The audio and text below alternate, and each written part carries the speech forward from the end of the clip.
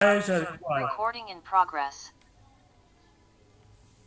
Live गर्न पनि आज आए यो सायङ्कालीन कार्यक्रममा मैले सबैलाई नमस्कार गरेँ। यो U3A को प्रोग्रामको आज हाम्रो 220औं श्रृङ्खला हो। 220औं श्रृङ्खलासम्म हामी आइपुग्दाखेरि हामीले साहित्यका 3वटा प्रोग्रामहरू चाहिँ आज समेत 3वटा प्रोग्रामहरूलाई समावेश गर्दैछौँ। अब U3A का लागि आज हामीले नेपाली हास्य व्यङ्ग्यको क्षेत्रमा एकदमै स्थापित भइसक्नुभएका 2जना स्थापित व्यक्तित्वहरूलाई जो अलरेडी नेपाल प्रज्ञा प्रतिष्ठान र अहिले नाट्य प्रज्ञा प्रतिष्ठानमा पनि प्राज्ञ सभा सदस्य रहिरहनु भएको छ। उहाँ जस्तो सरहरूलाई निम्त्याएर हास्य व्यङ्ग्यको क्षेत्रमा साहित्यमा हास्य व्यङ्ग्यको स्थान के छ, हास्य व्यङ्ग्य कहिलेदेखि नेपालमा सुरु भयो, यसका विकासका क्रमहरू के रहे भन्ने कुराहरू चाहिँ अब हामी आजको यो सेसनमा सुन्न पाउनेछौँ। र हास्य व्यङ्ग्यका केही रचनाहरू पनि सरहरूले आफैले यसमा बिचमा समावेश गर्नुहुनेछ। यो नितान्त रमाइलो विधा, तर हामी चाहिँ जोसुकैलाई पनि यो त्यति हेर्दा सुन्दाखेरि चाहिँ सहज लागे पनि रचना गर्ने मान्छेलाई चाहिँ त्यति सहज चाहिँ छैन यो विषय, त्यो पक्कै पनि। त्यसैले आजको यो कार्यक्रमलाई अगाडि बढाउनका लागि मैले थोरै भूमिका निर्वाह यहाँ के गर्न खोज्दैछु भनेदेखि लक्ष्मण सर र नरनाथ सर जसलाई हामीले आजको लागि चाहिँ यहाँ निम्त्याएका छौँ, उहाँहरूलाई चाहिँ मैले U3A का बारेमा थोरै के जानकारी गराउन चाहेँ भने U3A को फुल फर्म भनेको युनिभर्सिटी अफ थर्ड एज, अर्थात् पहिलो एज भनेको अब जन्मेदेखि 25 वर्षसम्म, दोस्रो भनेको 26 देखि 50 सम्म र तेस्रो भनेको 50 देखि उँभो लागेपछि सबै। यो पढे पनि नपढे पनि युनिभर्सिटी गए पनि नगए पनि आफ्ना अनुभवहरू चाहिँ अरूलाई व्यक्त गरेर केही सिकाउन सक्ने क्षमता राख्ने त्यो उमेर पुगेको हुनाले त्यसलाई चाहिँ सबै जुनसुकै भाषाभाषी उमेरसम्म जे भए पनि 50 नआएका पढेका नपढेका सबै मान्छेहरू चाहिँ युनिभर्सिटीका स्कलर सरह हुन्छन् भन्ने मान्यता राखेर 1972मा फ्रान्समा जुन एउटा यो अवधारणा विकास भयो, त्यही अवधारणा यो चाहिँ अब विश्वव्यापी हुँदै आएर हामी नेपालमा पनि त्यसबाट प्रभावित नरहिरहन सकेनौँ। र यही भएर चाहिँ अब यो युनिभर्सिटी अफ थर्ड एज भनेर हामी चाहिँ 50 वरपरका मान्छेहरू चाहिँ यसमा आबद्ध छौँ। र आबद्ध हुनुको लागि चाहिँ 50 पुग्नुपर्छ भन्ने छैन, मुनिकाले पनि यसमा आबद्ध भएर यसमा कार्यक्रममा भाग लिन सकिन्छ। यो यसरी जन्म भएको संस्था हो, सरहरूलाई मैले यो जानकारी गराएँ। र अब मैले आजको कार्यक्रमको उसलाई अगाडि बढाउनको लागि चाहिँ एउटा औपचारिकता निर्वाह गर्नका लागि चाहिँ मैले कार्यक्रमको सभापतित्व गरिदिनु हुनका लागि चाहिँ नेपालका अब हाम्रा हास्य व्यङ्ग्यका प्रख्यात हाम्रा साहित्यकार लक्ष्मण घामनाङ्गे सरलाई चाहिँ मैले आजको कार्यक्रमको सभापतित्व ग्रहण गरिदिनका लागि मैले अनुरोध गरेँ। उहाँ चाहिँ सिस्नुपानी नेपालका अध्यक्ष नै हुनुहुन्छ। आज यहाँ कार्यक्रम सकेर बिदा भएर घरतिर जाने बेलामा अथवा चाहिँ उठ्या बेलामा उठेपछि अब कतै कतै कोठातिर दायाँ बायाँ जाने बेलामा सिस्नोले जस्तो झमझम पोल्ला साथीहरूलाई, सरहरूलाई, म्याडमहरूलाई उहाँ सिस्नुपानी नेपालको अध्यक्ष हुनुहुन्छ र सिस्नुपानी लाउनुहुन्छ आज हामीलाई। अब अनि आजकै कार्यक्रममा मैले हाम्रो मुख्य अतिथिमा चाहिँ हाम्रो अतिथिको रूपमा हामीले निम्त्यायौँ पनि र मुख्य अतिथिको आसन ग्रहण गरिदिनु हुनको लागि चाहिँ म नरनाथ लुइटेल सरलाई चाहिँ अनुरोध गर्छु आजको कार्यक्रमको मुख्य अतिथि बनिदिनु हुनको लागि, त्यसको आतिथ्यता ग्रहण गरिदिनु हुनको लागि नरनाथ सर मुख्य अतिथिको रूपमा। अब मैले 2जना सरहरूको बारेमा छोटो एउटा परिचय गराउँछु। परिचय कस्तो छ भने सभापति हाम्रो लक्ष्मण घामनाङ्गे सर चाहिँ झापा गौरादहमा जन्मनु भएको, हाल चाहिँ सिनामङ्गल काठमाडौँमा बस्नुहुन्छ। उहाँको चाहिँ शिक्षा स्नातकोत्तर छ। पहिला दूरसञ्चारमा सर चाहिँ काम गर्नुहुन्थ्यो, त्यहाँबाट शैक्षिक अवकाश लिनुभयो। अहिले सिस्नुपानी नेपालको अध्यक्ष हुनुहुन्छ र नेपाल सङ्गीत तथा प्राज्ञ नाट्य प्रज्ञा प्रतिष्ठानमा प्राज्ञ सभा सदस्य पनि सर हुनुहुन्छ पनि। अनि कान्तिपुर पब्लिकेसनको नेपाल साप्ताहिकमा उहाँको नियमित रूपमा चाहिँ यो हास्य व्यङ्ग्य सम्बन्धी लेखहरू चाहिँ आइरहन्छ र उहाँका धेरै पुस्तकहरू चाहिँ निक्लिसकेका छन्। र सबभन्दा पहिलो पुस्तक चाहिँ हास्य व्यङ्ग्यमा 2050 सालमा उहाँले चाहिँ एउटा लेख्नु भएको थियो, घिटी घिटी बाँचेर सहरमा भनेर एउटा चाहिँ लेख्नु भएको थियो। अनि त्यसको लगत्तै 2057 सालमा 3 र 13 भनेर लेख्नु भएको छ उहाँले चाहिँ। अनि 2061 सालमा लाठीचार्ज भनेर लेख्नु भएको छ निबन्ध। यसरी नै अब उहाँले पछिल्लो कालमा 2077 मा आएर पसिनाको पहिला यो के अरे सामाजिक उपन्यास भनेर चाहिँ लेख्नु भएको छ। सर यसरी हास्य व्यङ्ग्य क्षेत्रमा लागि पर्नु भएको छ। र यसरी नै मैले मुख्य अतिथि नरनाथ लुइटेल सरको बारेमा छोटो परिचय गराउन चाहेँ। उहाँ पनि अब नेपाली विषयमा स्नातकोत्तर हुनुहुन्छ र उहाँ चाहिँ अहिले सर कलङ्कीमा बस्नुहुन्छ। भोजपुरमा सिक्तेलमा जन्मनु भएको थियो सर चाहिँ। महेन्द्र रत्न क्याम्पसमा चाहिँ उहाँ प्राध्यापनमा कार्यरत हुनुहुन्छ र उहाँ चाहिँ नेपाल प्रज्ञा प्रतिष्ठान कमलालीमा 71 देखि 75 सम्म प्राज्ञ सभा सदस्य रहिसक्नु भएको पनि छ। विभिन्न अन्य 10 वटा सङ्घ संस्थाहरूमा आबद्ध हुनुहुन्छ। लेखनका कार्यक्रममा उहाँले चाहिँ 2051 सालमा छेपन भन्ने हास्य व्यङ्ग्य निबन्ध सङ्ग्रह लेखेर उहाँले चाहिँ आफ्नो चाहिँ सुरु गर्नुभएको थियो। विभिन्न पुस्तकहरू चाहिँ सरले निकाल्नु भएको छ। हास्य व्यङ्ग्य र गैर हास्य व्यङ्ग्य पनि सरका चाहिँ छन्। नाटक छ, गीति काव्य छ, शोक काव्य छ, अनुसन्धान तथा विश्लेषणका किताबहरू छन्। यसरी 11-12 वटा किताब चाहिँ सरले निकाल्नु भएको छ हाम्रो नरनाथ सरले। अनि पाठ्य पुस्तकहरू पनि कक्षा 1 देखि 7 सम्मका किताबहरूमा यो नेपालीमा यो चाहिँ लेख्नु भएको छ। र त्यसरी नै सरको पत्रकारिता, अध्यापन, रेडियो पत्रकारिता, घटना र विचार कार्यक्रममा उहाँ सञ्चालक समितिको सदस्य नै हुनुभएको थियो। र अहिले चाहिँ सर चाहिँ फितकौली मासिकको सम्पादक प्रकाशक हुनुहुन्छ। सम्पादक प्रकाशक भएर सरले काम गर्नु भएको छ। र यो चाहिँ अनलाइन पनि छ, फितकौली मासिक। र विभिन्न अरू चाहिँ उसका सम्पादनहरू गर्नुभएको छ, पुरस्कार सम्मानहरू ग्रहण गर्नुभएको छ। अब सरहरूका चाहिँ धेरै कृतिहरूका बारेमा मैले चाहिँ अहिले गन्थन गर्न लागिनँ। मैले यति नै भनेर सरहरूको परिचय गराएँ। र आजका यो हाम्रा जम्मै U3A का चाहिँ सदस्य साथीहरू, सरहरू, म्याडमहरू सबै र आजको कार्यक्रममा सहभागिताका लागि चाहिँ मैले केही साथीहरूलाई आमन्त्रण गरेको थिएँ। सर म्याडमहरू केही जोडिनु भएको छ, मैले उहाँहरूलाई देखाएको छु। सबैलाई मैले एकमुष्ट नमन गर्दै स्वागत गर्दै आजको कार्यक्रमलाई अगाडि बढाइदिनु हुनुका लागि र कार्यक्रमको कार्यविधि सरले र नरनाथ अब हाम्रो के अरे लक्ष्मण गामनाङ्गे सर र नरनाथ सरले कसरी प्रस्तुति गर्ने भने चाहिँ कार्यविधि दुईजना सर आफैले निर्धारण गरेर अगाडि बढिदिनु हुनका लागि म अनुरोध गर्छु। अबको सर चाहिँ समयहरूको अबको समय चाहिँ सरहरूको एकदमै यहाँलाई धेरै धेरै धन्यवाद। अब सभापति भनेर मलाई बनाउनु भएको हुनाले मैले नि अलिकति कुरा सुरु गरेँ। अब नरनाथ दाई र म छौँ। नरनाथ दाई मेरो अत्यन्तै आदरणीय दाजु हुनुहुन्छ, अग्रज हुनुहुन्छ। हामी एउटै विद्यालयको आँगनमा चाहिँ खेल्दै हुर्केका, एउटै स्कुलको चौरमा गाडेको कलको पानी खाएका दाजुभाइ हौँ। उहाँ चाहिँ 10 कक्षामा पढ्दाखेरि म 5-6तिर पढ्थेँ होला। तर मेरो दाजु, मेरो सहोदर दाजुको एकदमै निकट साथी भएको हुनाले उहाँ चाहिँ मेरो एकदमै दाजु जस्तै हुनुभयो। र धेरै अगाडिदेखि उहाँको 9-10 कक्षाको समयदेखि र मेरो 5-6 कक्षादेखिको समयको बारेमा हामी एकअर्कालाई चिन्छौँ, जान्दछौँ। मेरो हास्य व्यङ्ग्य लेखनमा उहाँ पनि एउटा प्रेरणाको स्रोत हुनुहुन्छ। उहाँ स्कुल पढ्दैदेखि साहित्यमा लाग्नु भएको त्यस्तो एउटा व्यक्तित्व आजको यो कार्यक्रममा प्रमुख अतिथि हुनुभएको छ। दाजुलाई एकदमै म नमन गर्छु। गुप्त सरसँग अस्ति हाम्रो अलिअलि केही सरसल्लाह कुराकानी पनि भएको थियो। हास्य व्यङ्ग्य सम्बन्धी एउटा कार्यक्रम गरौँ, गोष्ठी नै गरौँ भन्ने पनि कुराकानी हुँदाखेरि फेरि पछि चाहिँ सरसल्लाह हुँदा यो हास्य व्यङ्ग्यकै कार्यक्रम चाहिँ पछि गरौँ, यो गाईजात्राको छेउछाउमा गरौँ। अहिले चाहिँ हास्य व्यङ्ग्य सम्बन्धी छलफलको कार्यक्रम गरौँ। हास्य व्यङ्ग्य के कस्तो विषय हो, यसको विषयमा चाहिँ अलिकति कुराकानी गरौँ। लेख्न खोज्ने साथीहरूका लागि प्रेरणा पनि हुन्छ। एउटा छलफल चलाउँ भन्ने खालको सरसल्लाह भएको हुनाले हामीहरूले त्यही अनुसार आजको यो कार्यक्रम गर्न लागेका छौँ।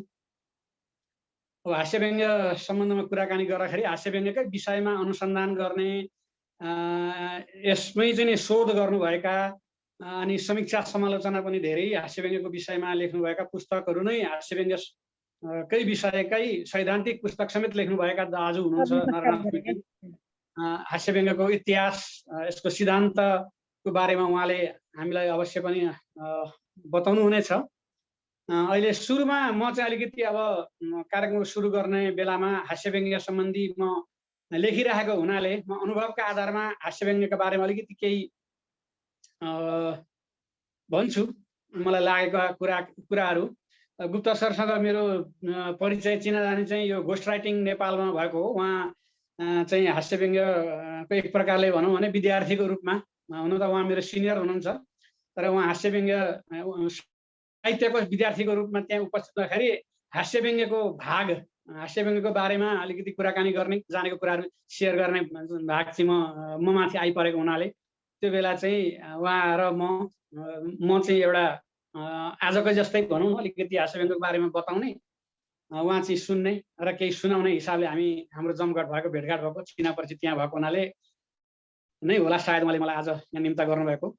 र मैले त्यो हास्यव्यङ्ग्य सम्बन्धी त्यहाँ कुराकानी गरेका आधारमा त्यसैलाई नै आधार मान्दै आज पनि म अलिकति यहाँहरू समक्ष अब म यो प्राविधिक कुराहरू त्यति धेरै बुझ्दिनँ। अहिले हामी कति जम्मा भएका छौँ, कति छ सङ्ख्या हाम्रो मलाई त्यति थाहा भएन।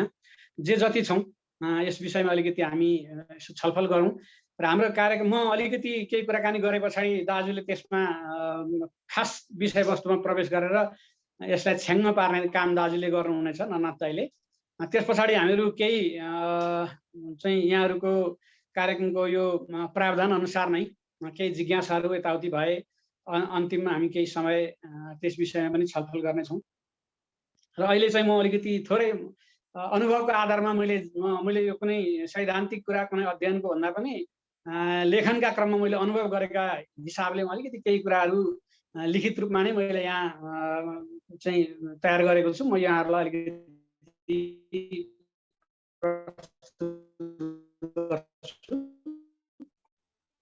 हास्यव्यङ्ग्य के हो, यो खास विशेषता थोरै म अलिकति भन्छु। हास्यव्यङ्ग्य भन्ने बित्तिकै हास्य र व्यङ्ग्यको मिश्रित रूप हो, संयुक्त रूप हो भन्ने कुरो त हामीले यसै पनि थाहा पाइहाल्छौँ। हास्य र व्यङ्ग्यलाई छुट्याएर हास्यको मात्र कुरा गर्ने हो भने हास्य भनेको मानवीय, सामाजिक, सांस्कृतिक, धार्मिक लगायत विविध क्षेत्रका कमी कमजोरीहरूप्रतिको एउटा सहानुभूति हो। अब हास्य व्यङ्ग्यको प्रस्तुतिमा हाँसोले चाहिँ व्यङ्ग्यका उपभोक्ताहरूलाई काउकुती लगाएर ध्यानाकर्षण गर्छ। हामीले जसलाई चाहिँ व्यङ्ग्य गर्ने हो त्यसलाई चाहिँ हास्यले काउकुती लगाउँछ। काउकुती लगाएपछि ऊ चाहिँ सतर्क हुन्छ र ऊ हामीतिर फर्किन्छ र हामी चाहिँ उसलाई व्यङ्ग्य त्यस पछाडि प्रस्तुत गर्छौँ। काउकुती लगाएर ध्यानाकर्षण गर्छ र व्यङ्ग्य उपभोग गर्न राजी बनाउँछ। हास्यको एउटा महत्त्वपूर्ण विशेषता व्यङ्ग्य हान्ने र व्यङ्ग्य लाग्ने दुवै बिचको सम्बन्ध नबिग्रने अवस्थाको सिर्जना गर्नु हो। तसर्थ हास्य व्यङ्ग्यमा हास्यको महत्त्वपूर्ण भूमिका हुन्छ र रचनामा हास्य उत्पादन गर्नु चाहिँ एउटा जटिल कार्य हो। अघि हाम्रो सञ्चालकजीले पनि भन्नुभयो हास्य व्यङ्ग्य सुन्न त मजा आउँछ, तर उत्पादन गर्न, यो लेख्न, यो तयार गर्न, यो बनाउन निकै कठिन छ। अब व्यङ्ग्य भनेको चाहिँ विकृति विसङ्गतिका बाहक सबै क्षेत्रमा सुधारका लागि गरिने आग्रह हो। हास्यरहित व्यङ्ग्य तितेपातीको झोल म भन्ने गर्छु। हास्य नभएको व्यङ्ग्य चाहिँ तितेपातीको झोल हो। हास्य सहितको व्यङ्ग्य चाहिँ तितो ओखतीको क्याप्सुल हो। हामीहरू ज्वरोको औषधि खान्छौँ, भित्र चाहिँ तितो धुलो हुन्छ, बाहिरपट्टिबाट त्यो झिलिमिली रातो प्लास्टिक हो कि के हो त्यो, त्यसले मोरेको हुन्छ। त्यो हामी सुलुक्क निल्छौँ चाहिँ पानीले, त्यो गर्दाखेरि हामीलाई मुखमा तितोको अनुभव हुँदैन, तर त्यसले भित्र गएर काम गर्छ। हास्य व्यङ्ग्य भनेको पनि त्यस्तै हो। हास्य मात्रै व्यङ्ग्य मात्रै गर्यो भने चाहिँ त्यो तितो धुलोको काम गर्ने हुनाले त्यसलाई हामीहरू हास्यको लेपन लगाएर अनि त्यो चाहिँ हामीहरू ग्रहण गर्छौँ। अब हास्य व्यङ्ग्य भनेर धेरैले चाहिँ यो हास्य व्यङ्ग्य विधा भन्नुहुन्छ, तर वास्तवमा साहित्यमा मुख्य गरी 4वटा विधा हामीलाई थाहै छ। निबन्ध,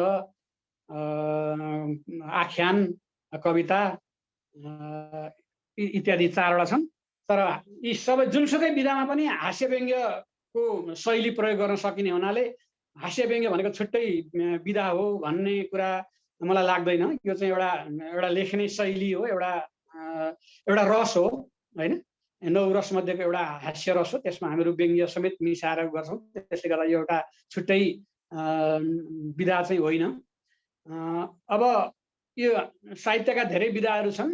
लेख्ने विभिन्न रसमा लेखिन्छ, विभिन्न शैलीमा लेखिन्छ। ती विभिन्न तरिकाले लेख्ने साहित्यहरू भन्दा हास्य व्यङ्ग्य चाहिँ अलिकति फरक चाहिँ के छ भन्दाखेरि केही यसका मुख्य विशेषताहरू छन्, म त्यो चाहिँ यहाँ भन्छु। जस्तो कि सबभन्दा मुख्य विशेषता हास्य व्यङ्ग्यको 1 नम्बर विशेषता भनेको चाहिँ उल्टो कुरा गर्ने हो। यो अरू साहित्यमा चाहिँ सोझो कुरा गरिन्छ, चाहिँ जे भन्यो त्यही बुझिन्छ, तर हास्य व्यङ्ग्यमा चाहिँ जे भनेको छ त्यो त्यही बुझ्यो भन्ने चाहिँ त्यो व्यङ्ग्य चाहिँ भएन। मलाई त्यस्तो लाग्छ। उल्टो कुरा गर्ने हो। यसलाई व्याजोक्ति पनि भनिन्छ। एक थोक भनेको सुनिने तर अर्थ चाहिँ अर्कै लाग्ने। हास्य व्यङ्ग्यमा इमानदारलाई गाली गर्ने र भ्रष्टको आरती उतार्ने कला प्रस्तुत गरिन्छ। त्यो कलाले अरू लेखनभन्दा यसलाई बिल्कुलै फरक बनाउँछ। उल्टो कुरा गरेन भने चाहिँ व्यङ्ग्य हुँदैन। अब अलिकति एउटा उदाहरण पनि म यहाँ प्रस्तुत गर्छु। अब हामीहरू भन्छौँ नि भ्रष्टाचारको कुरा गर्छौँ, भ्रष्टाचारीहरू समाजका किरा हुन् भन्छौँ, यिनीहरूले हाम्रो राष्ट्रिय ढुकुटी चुसेर सिध्याए, देशलाई खोक्रो बनाए, यिनकै कारणले देश कहिल्यै उँभो नलाग्ने भयो भनेर यस्तै गरेर निबन्ध लेखिसकेर हास्य व्यङ्ग्य निबन्ध भनेर माथि शीर्षक दिने गरेको पनि पाइन्छ। तर यो पटक्कै हास्य व्यङ्ग्य भयो, यो चाहिँ सोझो भयो। हास्य व्यङ्ग्य लेखनमा भ्रष्टाचारीलाई यसरी गाली गर्नु हुँदैन।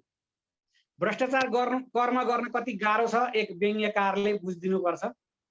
भ्रष्टाचारीको पक्षमा एउटा लघु निबन्ध छोटो म तपाईँहरूलाई सुनाउँछु। भ्रष्टाचार गर्न कति गाह्रो छ नगर्नेहरूलाई के थाहा। कति मुस्किलले नियम कानुन उल्लङ्घन गर्नुपर्छ, कति अप्ठ्यारो छ कागज पत्रहरू मिलाउन, तरवारको धारमा बसेर यात्रा गर्नुपर्छ, कुन बेला फँसियाला भन्ने सधैँ डर हुन्छ, कदाचित पक्राउ परियो भने इज्जतै जान्छ, साथीभाइहरूको अगाडि मुख देखाउनै लाज हुन्छ, अझ ससुरालीमा त जानै नहुने हुन्छ।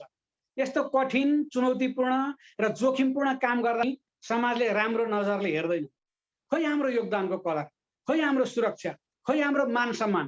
वास्तवमा हामी भ्रष्टाचारीहरू मिलेर एउटा सङ्गठन नबनाइ हुँदैन, हाम्रो हक अधिकारका लागि नलडी हुँदैन।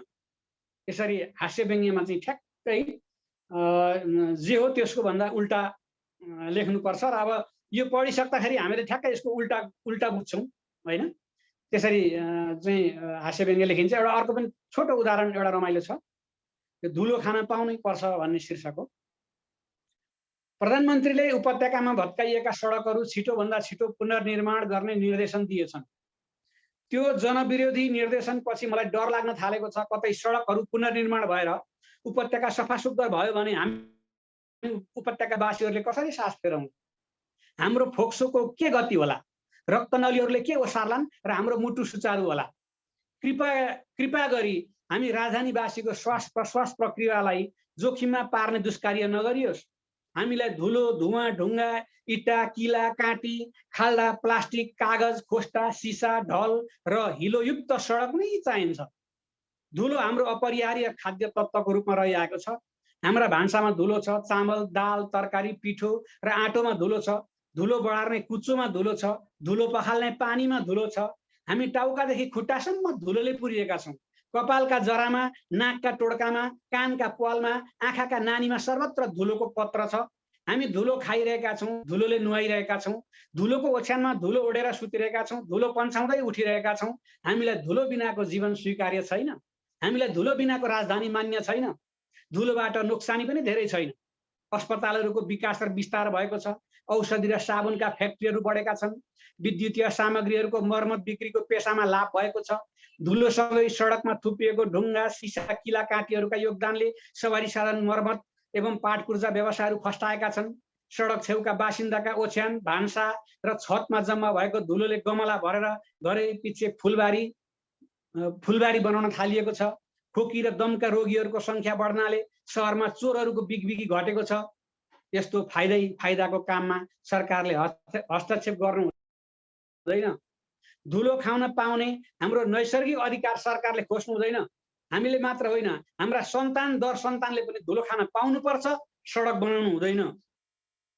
यसरी हास्य व्यङ्ग्यमा चाहिँ उल्टो कुरा गरिन्छ र यो यसरी उल्टो कुरा गरेपछि सुन्दाखेरि एकदम रमाइलो लाग्छ। साह्रै नबुझ्दाखेरि रिस पनि उठ्छ, बुझेपछि आनन्द पनि आउँछ। झट्ट बाहिर सुन्दाखेरि हाँसो लाग्ने हुन्छ, तर भित्र मनमा एउटा चाहिँ त्यसको मर्म, एउटा पीडा पनि उत्पन्न हुन्छ। हास्य व्यङ्ग्यका यस्ता विशेषताहरू छन्। यो मैले सबभन्दा पहिलो विशेषता एउटा भने। अब अर्को चाहिँ एउटा हास्य व्यङ्ग्यमा अलिकति अतिरञ्जना पनि हुन्छ। त्यसमा अलिकति बढाइ चढाइ गरेर अलिकति तिललाई चाहिँ अलिकति पहाड जस्तो बनाउने यस्ता खालका कुराहरू गरेर पनि त्यसले चाहिँ अलिकति हाँसो उत्पादन गर्न, श्रोतालाई, पाठकलाई आकर्षण गर्न त्यसले एउटा मद्दत गर्छ। अतिरञ्जना जस्तो कि एउटा भानुभक्तको कविता छ, हामी सबैले सुनेका छौँ। माथिको तलको भाग मात्रै अलिकति यो विशेष छ। रोज रोज दर्शन पाउँछु, चरणको ताप छैन मनमा कछु, रातभर नाच पनि हेर्छु, खर्च नगरी ठुला चयनमा म छु। भानुभक्त चाहिँ जेलमा परेको बेला त्यहाँको चाहिँ अब हाकिम होला अथवा को होला, उसले चाहिँ हरेक दिन आउँथ्यो, भेट्थ्यो होला। अनि उहाँले चाहिँ भन्नुभयो, रोज रोज तपाईँको चाहिँ यस्तो दर्शन पाएको छु मैले, म एकदमै भाग्यमानी छु, मलाई कुनै मनमा पिर छैन, जेलमै परे पनि मलाई एकदम आनन्द छ। रातभरि नाच हेर्छु, पैसाको खर्चै नगरिकन एकदम आनन्दले बसेर एकदमै चयनमा छु।